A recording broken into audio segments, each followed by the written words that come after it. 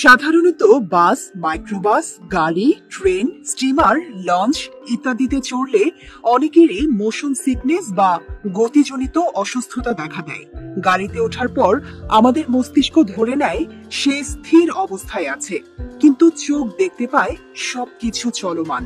অর্থাৎ চোখ ও মস্তিষ্কের এই সমন্বয়হীনতার কারণেই তৈরি হয় মোশন সিকনেস। আর এ থেকে গা গোলানো, বমি বমি ভাব, মাথা ঘোরার মতো উপসর্গ দেখা দেয়।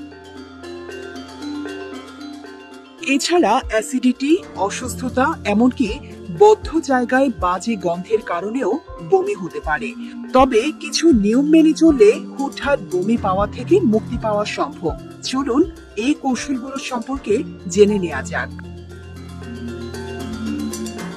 ভ্রমণকালে গাড়িতে সামনের দিকে বসার চেষ্টা করুন। পেছনের দিকে বসলে গাড়িকে বেশি গতিশীল মনে হয়। সম্ভব হলে খোলা জানালার পাশে বসার চেষ্টা করুন। এর ফলে বাইরের বাতাস ও প্রকৃতি উপভোগ করা যায়। এতে চোখ ও মস্তিষ্ক উভয়ে আপনার গতিশীল অবস্থার সঙ্গে মানিয়ে নিতে পারবে। খালি পেটে কিংবা ভরপেট খেয়ে গাড়িতে ওঠা উচিত নয়।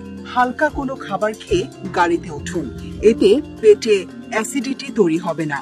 বমি ভাব দূর করার জন্য আদা, লেবু, দারুচিনি, লবঙ্গ, কমলা বা টক জাতীয় যে কোনো ফল খেতে পারেন যাত্রাপথে। এতে সাময়িক বমি বমি ভাব দূর করা সম্ভব।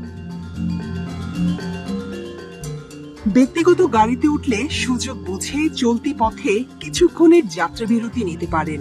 যাত্রাকালে আসনে কুঁজো হয়ে বসে মোবাইল ফোন বা ট্যাবের স্ক্রিনে না তাকানোই উত্তম। এছাড়া ভ্রমণের সময় মন ভালো রাখার জন্য গান শুনুন, সহযাত্রীর সাথে আড্ডা দিন অথবা ভ্রমণে আনন্দ করার কথা ভাবুন।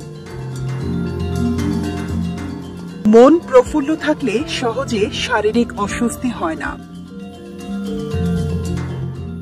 এছাড়া বমি নিরোধক কিছু ওষুধ পাওয়া যায়।